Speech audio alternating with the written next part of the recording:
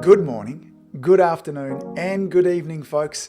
Welcome to another episode of the Marketing You Practice podcast, the podcast where I get to simplify marketing for chiropractors so you can have more impact, more reach, make more income, have more fun in practice too. In today's episode, I'm going to be talking all about live streaming video. Now, if the thought of live video terrifies you, or if you've tried live video, had difficulties, or if you're a bit overwhelmed with the what, how, and when of live video, then today's episode is absolutely for you. In fact, I'm naming today's episode the ultimate guide to live streaming video. So that's a big statement, isn't it? So why is it that I'm so damn excited about live video? Well, here's why. When I'm talking to many of you about making video, about video marketing, about why you should be doing it, there are some really common challenges that you come back to me with, and live video can solve almost all of these as well. So let me explain. One of the big challenges that so many people have, with regards to video is the amount of time that it takes. Angus, I'm busy. I don't have time to be making videos each and every week. There's difficulty with getting people to watch your videos. So many of you tell me that you make videos and nobody watches them as well, or that you're finding it difficult to get people to engage with your videos. We know, and the social media platforms are telling us, that what they want is more video engagement. We're scared of being on video. So the whole idea of putting yourself out there on video and trying to come across as professional and polished and all these kind of things, that often that's what stops us from making video. And then finally, one of the challenges that I hear all the time is video editing. It's confusing. What video editor should I use? And that takes a whole bunch of time too. And I didn't get into becoming a chiropractor so I could edit videos. Now, live streaming solves all of these problems. And in today's episode, I'll show you exactly how it solves all of those. So by the time we get to the end, if these have been your excuses for not creating videos, then hopefully we will have dissolved all of those. So first of all, what is live video streaming? What do I mean by this whole kind of concept of live video? Perhaps you're asking yourself that. Live video streaming is when a video is sent over the internet in real time. Okay, so this is not a live video. So I recorded it. It's Wednesday here at the moment. I'm not sure what the date is. I should have a look at that. Doesn't really matter. But obviously, you're listening to this afterwards. Now, typically, this can take, it's many different formats that it can come in. So basically all of the social media platforms have different versions of live video, YouTube and Facebook, Instagram stories can be live videos, or they have a Instagram live that you could do it on as well. So all the major options have it. So live video is basically when people have an opportunity to watch it happen in real time. Most of you probably knew that as well. Let me share some live streaming stats for you as well, because you can see how big this could be for you and your practice.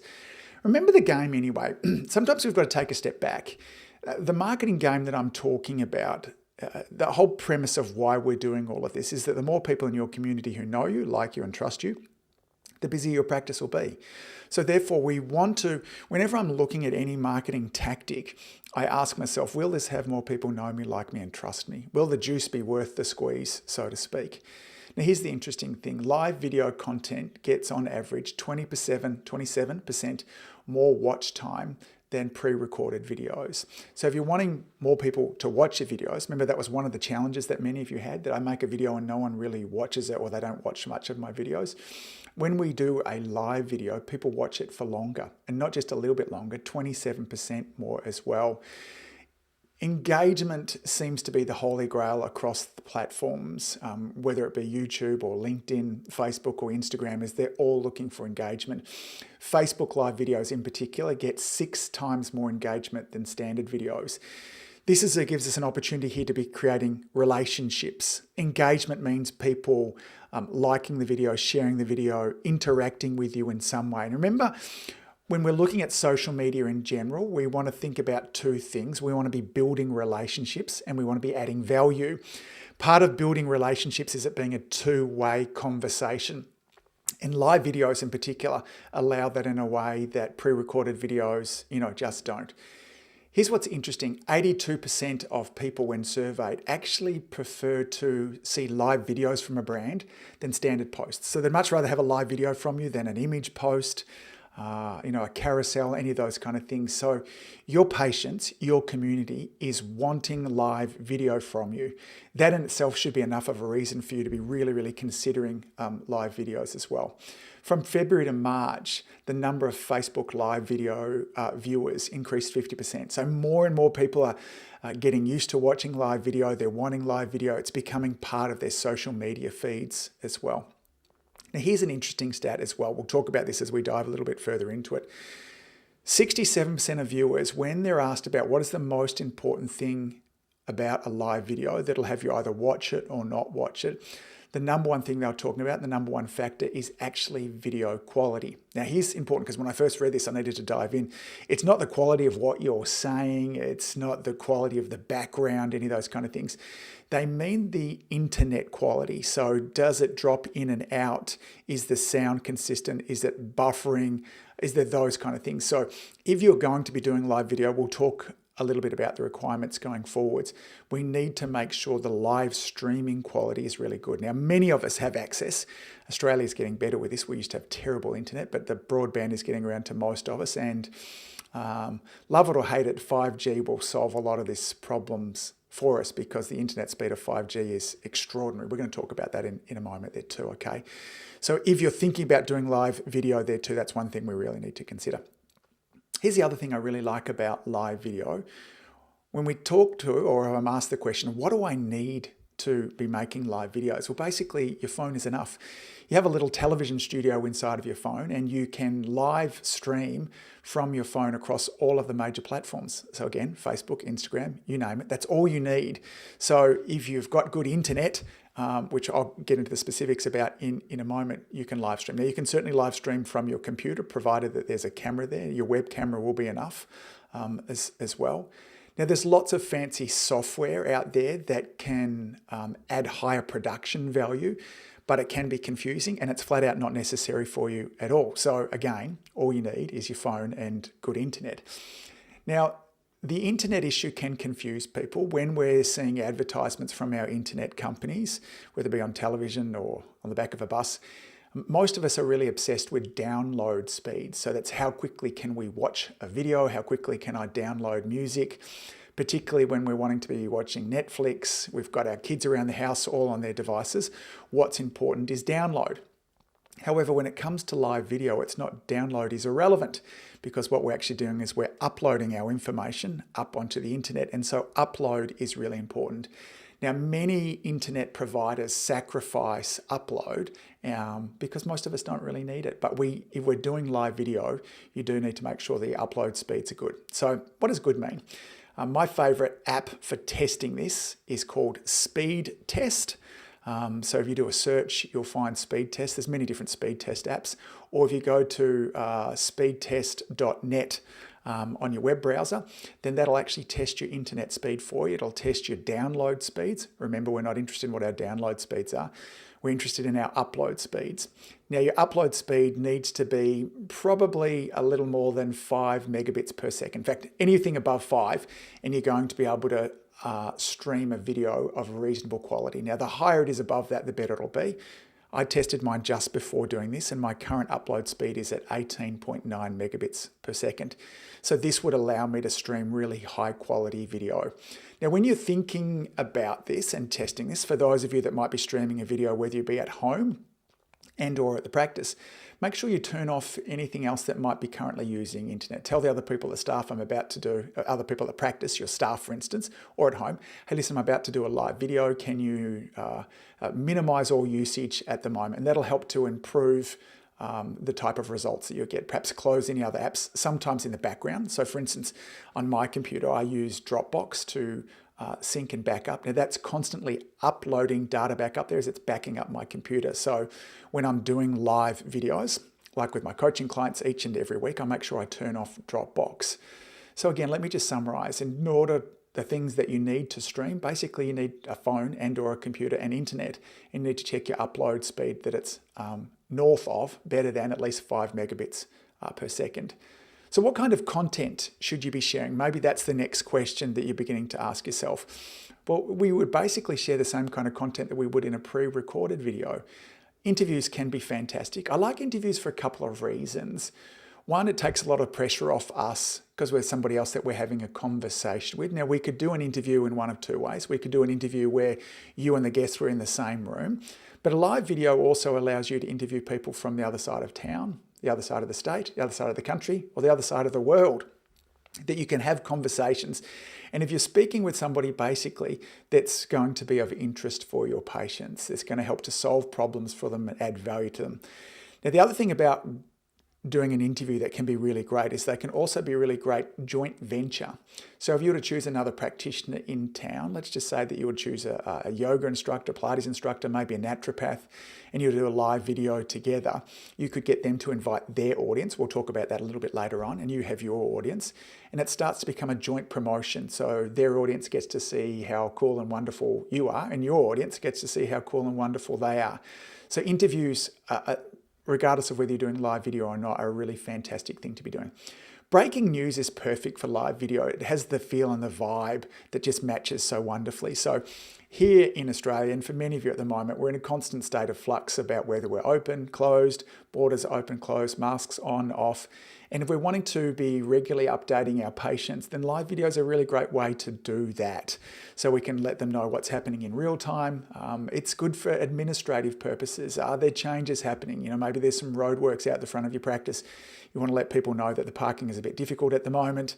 Give them alternates of where to park. So breaking news is fantastic. Question and answers is another great thing to do with live video. In fact, I've got a number of community influencer clients at the moment that are going to start doing weekly live shows with just Q&As. You can reach out to your patients and should reach out to them. Let them know that you'll be starting a regular live show and what questions do they want answered. One of my favourite people in the world, Dr. Rob Rudy, did this with his patients, and he's already got an overwhelming amount of content for him to be shooting videos about. His patients really jumped on board and are excited about him doing a weekly live show. So we'll talk about the regularity of it in a moment there too. It's perfect for behind the scenes. If you've done something new in your practice, maybe you've got a little bit of renovation, maybe you've got some new equipment product and you want to give people a behind the scenes. Live video works really great for that. We like behind the scenes videos, again, whether it be pre-recorded or not, because behind the scenes content is great for connection. So remember, one of the things that we're doing is we're wanting to build relationships. A good part of a relationship is actually connecting with our audience. Product demos or updates. Maybe you've got some new pillows in and you want to show people about these, update them. Maybe the fish oils that you have into your practice have changed in some way and you want to let your patients and your community know a little bit about that too. So product demos and updates are also a great type of content for you to be creating. And then of course, good old-fashioned how-to content as well. So maybe you're talking about how to stretch your hamstrings the right way, how to improve your posture, how to boost your immune system. Any type of how-to content that is solving a problem and adding value to your community is a great type of content for you to be sharing on a live video as well. Let's spend some time now going over the best practices. So how do we get the most out of it, impact-wise, viewer-wise, all of those kind of things. When I talk about live video, I don't want you to think for one moment that there shouldn't be preparation involved. Now, when you get a little bit more confident with this, you might be able to just pick up your phone, hit the live button, and they start to talk. But for most of us, there want to be a little bit of preparation beforehand. So earlier on in the day, before me actually shooting this, I went live. I did a little Instagram live there where I was just asking some of my audience, what things did you want me to cover today? And I rehearsed it beforehand. I got clear about what I wanted to say. I didn't want there to be too many ums and ahs. I didn't want the video to kind of stretch on any longer than it needed to. So preparation is always important. A live video is not an excuse to be sloppy and unprofessional, although when we talk about authenticity, which I will in the next point, there is a little bit more room. So always prepare before a live video, okay? So that leads me on to this next point here of authenticity. Authenticity is one of those things, when I went back and one of the challenges that we talked about at the beginning, people being scared to be on camera, and therefore, what they're wanting to do is they're wanting to show up like Leonardo DiCaprio or, Margot Barry, someone famous that we see on the silver screen, so to speak, there too. One of the things that's wonderful about live videos is there's much more authenticity. we get to see actually who you are. And that means from time to time, you're possibly going to mix up your words. You might stammer, you might stutter. There might be the occasional or ah. And one of the really exciting things about a live video is that they are a little bit more unpolished, and there is the possibility at any stage that something could happen, and that's okay. We're totally all right with that. I tell you time and time again that even in your pre-recorded videos, that mixing up a word, a bit like I did just then, stuttering over a word, having the occasional or ah or pause, this is a part of normal conversation, and we're totally okay with that in live videos. In fact, that authenticity, that side of it, I think is what we really love. So again, best practice is be authentic, okay? This doesn't have to be some incredibly rote-learned teleprompter video. In fact, this is not what works best. One of the things that you need to do with live videos is you need to be constantly reintroducing your topic. I'll tell you why this is important, is that not everybody is going to come in at the beginning of your video. When we look at a basic structure of a video where there's an introduction, where we say, in today's video, I'm going to be talking to you about the 3 considerations when you're wanting to start using a fish oil. Now, here's why this is important. Fish oil is fantastic for cardiovascular, mental health, and inflammation as well. But there are 3 things that you need to consider before choosing. So that would be how we would introduce the video.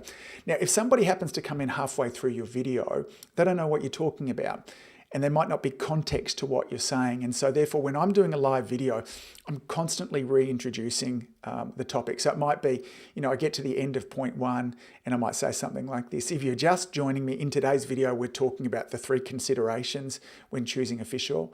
Fish oils are the closest thing that we perhaps have to a wonder supplement. They're important for cardiovascular as well as mental health there as well. I've just talked about point 1 and then on to, so you would be doing that multiple times throughout there. Now, often I will look for when a whole bunch of new watches come on and I'll be reintroducing it. So you need to be constantly reintroducing your content as you're moving through there as well. And as we'll talk about in a moment there, this will lead in a moment, we'll talk about engaging with viewers as well. I'm going to encourage you to look at your live videos. Now, you could do them whenever you wanted, whenever you're inspired to do them. But as I mentioned beforehand, I've got a number of community influencer members that are going to start doing a consistent live show.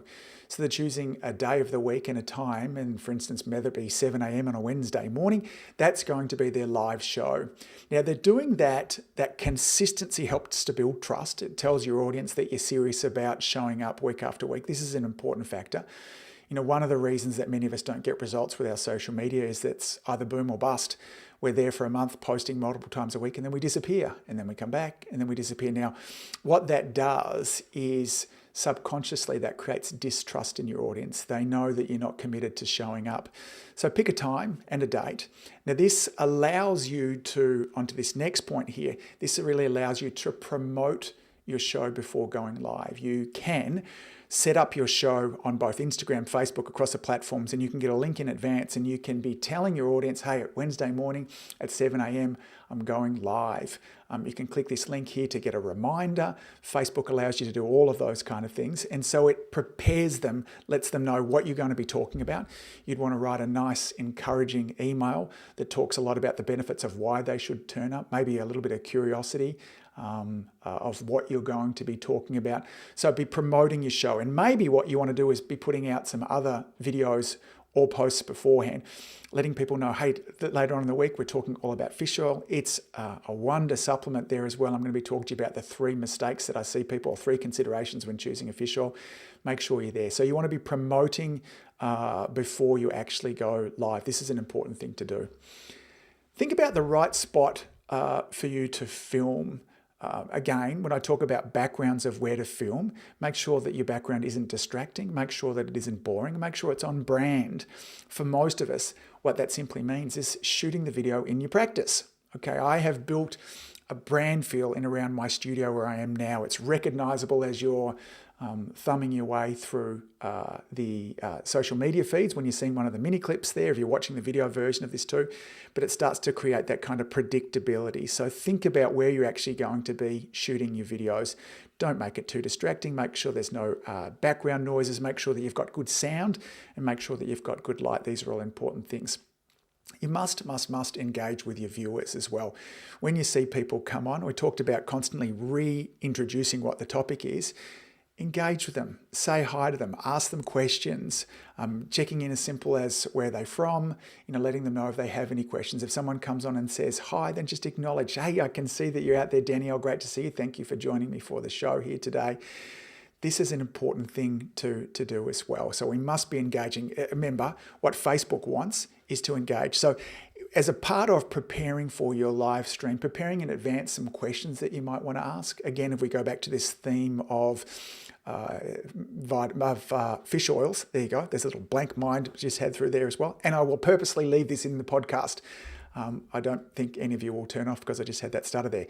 So if we're talking about fish oil, some questions I might have in advance, let me know in the comments as you're coming on here. Are you using a fish oil? How long have you been using it for? What fish oil do you use? How many of them do you take? Do you like a capsule or do you like the actual oil itself? So these are questions that you could prepare in advance, and they're great ways to stimulate engagement and conversation. The wonderful thing about a live video is it can actually be a conversation. Slightly longer videos, onto our next best practice here, work really well when it comes to live streaming. The longer you broadcast, the more time it gives Facebook and Instagram, YouTube, wherever you're doing it, chance to find an audience. You might have noticed that when you're spending some time on one of the social media platforms, you might get a notification that pops up that says that, hey, Angus is going live.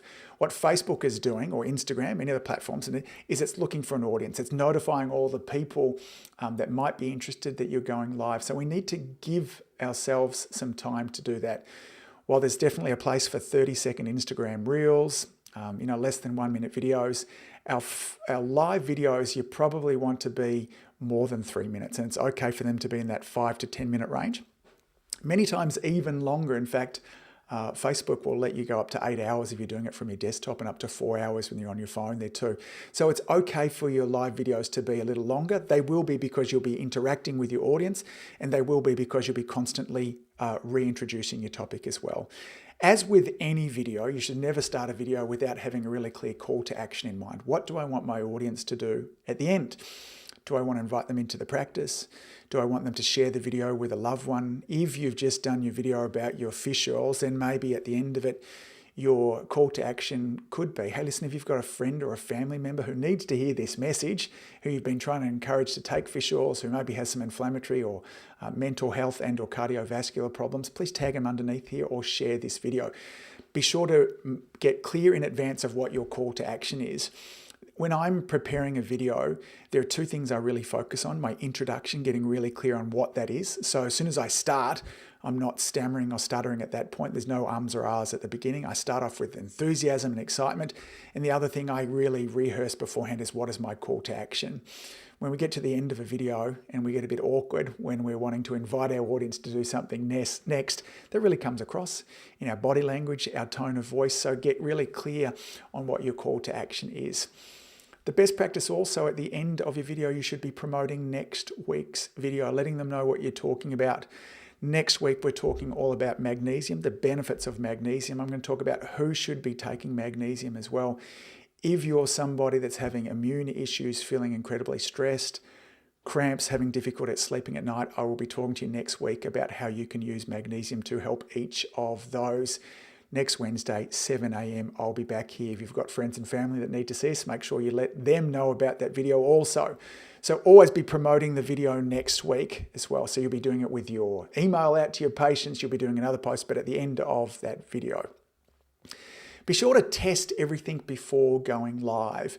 Now, I actually have a dummy Instagram account and a dummy Facebook account that are on private, that I don't share with anybody. And when I want to get the hang of a new feature in there or test how it works, I go inside there and I might do a live video there. I'll watch it back a little bit. I get to check my background. How's the sound? How is my internet? Did everything work okay? That can be a great way to do it. You can also, when you're doing a Facebook Live, you can in the privacy settings have it go to, the option is only me. So it means you'll be going live, but nobody else will be able to see the video. So my suggestion is, though, there are certainly some benefits in setting up a couple of dummy accounts for you to actually test these things also. Let me summarize those best practices for you again as well. So remember, when you're doing a live video, this is not an excuse for you not to prepare beforehand. Always prepare, get clear about what you're wanting to say. Authenticity is the key here, not perfection as well. forget about perfection and instead go for connection, okay? When I was putting that down, it rhymed. Sounds good, okay? Forget about perfection, go for connection. And authenticity is a big part of connection as well. Be constantly reintroducing your topic as well as new people come on there. Consistent time all day. Promote before you go live. Let people know your existing patients. Post leading up to about what's happening. Think about the spot where you're shooting your video. Make sure that you've got good internet connection in that spot. There's good light. There's no distracting backgrounds and or noises. Remember to engage with your viewers as they join you. Have your video be a little bit longer, okay? Perhaps somewhere between that 5 and 10 minute mark. Always get clear on what your call to action is as well. Promote next week's video and then test before going live. When I started off this podcast episode today, we talked about some of the challenges that people have with video. They talk about, first of all, one of the difficulties is the amount of time involved. Live video is fantastic because it's done. There it is. You get clear about what you want to do. You make the video and then it's finished. There's no editing that needs to happen in the background. The production quality of it tends to be a little lower, so that will save you time as well. One of the challenges that many of you have with video is that nobody watches them. Okay, we talked about live video gets lots more people watching, lots more people being engaged, and those people that watch, they watch for longer. Many of you are scared of being on video. Now, the beautiful Kirby Collins, my associate, used to be, she doesn't work for me anymore because I've sold the practice. She now works for somebody else. Making live videos was what ultimately got her over the fear of video. We sat there, we did them all together. We would sit next to each other, we would just have a conversation. And she talks about live videos because she gave herself permission to be authentic, to have a little bit of a stumble, and we would often laugh a lot together. Our live videos worked really well. And then, as I mentioned before, if you're scared, frustrated, overwhelmed with video editing, then there's none of that, okay? None of that needs to be done as well. One final point to think about as well. Live videos don't finish when you've finished them, okay? So it's not like if nobody watches it. There have been many a live video that I've done that nobody has watched, and then I come back days, weeks, months after they've had hundreds, sometimes thousands of views. People will continue to watch your video well and truly after the live session has actually finished. In fact, one of the things that you should be doing is saving that live video there and maybe taking little snippets, that repurposing it, parts of it. So maybe that 3-part, the 3 things to think about when choosing a fish oil, you could make that 3 little mini clips as well. Gang, the time is now for you to be going live. It will help more people in your community know you. It'll help more people in your community like you, and it'll help more people in your community trust you. This will lead to your practice being busier. Until next time, folks, thanks for all that you do. Keep saving lives. Your community needs you so desperately. Till next time, see you soon. Bye. If you've enjoyed listening to this podcast, you have to come and check out my Community Influencer Program. It's my monthly coaching program where we take all this material and I'll work with you to help you apply it, implement it, and systemize it. The Community Influencer Group Coaching Program is designed to help you increase your practice income, impact, and enjoyment. Join me over at anguspyke.com/join. That's anguspyke.com/join. I'd love to see you there.